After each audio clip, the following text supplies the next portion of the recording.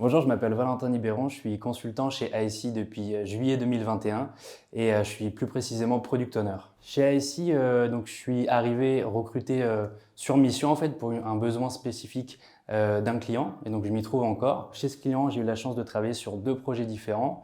Un projet donc en cycle en V et un autre projet donc en méthode agile. Et donc je travaille en méthode agile sur le poste de product owner. Qu'est-ce que c'est très concrètement un product owner? En fait, c'est quelqu'un qui va écouter en fait un interlocuteur qui est très souvent un utilisateur d'une application, dans mon cas une application, et qui ensuite va challenger et cadrer ce besoin-là pour en avoir un besoin qui est mature, pour ensuite venir le traduire à la DSI et puis accompagner les développeurs dans le développement jusqu'au déploiement final de la solution jusqu'aux utilisateurs. Chez ASI, ce qui me plaît le plus, je pense, je dirais que c'est la diversité des projets et des missions. Alors moi, j'ai eu qu'un seul client, mais j'ai eu deux projets différents. Aussi, c'est l'écoute qu'ont les managers, en l'occurrence le mien, quand je fais part de mes souhaits, de mes envies de travailler ou non sur un projet. Donc voilà, je sens que je suis écouté et aussi je sens qu'il y a un réel suivi dans l'évolution, mon évolution, mais aussi de chaque consultant. J'ai rejoint ASI pour une raison un petit peu particulière, c'est parce que avant d'être chez ASI, moi j'étais client d'ASI.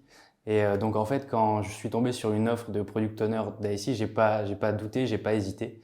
Et j'ai pu confirmer en fait que ASI a bien cette position-là vis-à-vis du client de vouloir créer une véritable valeur ajoutée, mais aussi de créer une relation saine et un rapport de confiance pendant la mission, mais aussi avant et après. Ce que j'ai appris chez ASI durant ces dernières années, dans un premier temps, en fait, avec la diversité des projets sur lesquels on travaille, forcément, on est amené à utiliser des outils et des technologies différentes. Puis dans un second temps, c'est aussi en termes de soft skills, c'est-à-dire que j'ai pu observer l'évolution de mes capacités à animer efficacement des ateliers, mais aussi à adapter mon discours, mon vocabulaire en fonction des interlocuteurs et plus généralement à cadrer en fait et à gérer un projet. Si tu souhaites travailler sur des projets intéressants dans un cadre bienveillant, rejoins-nous.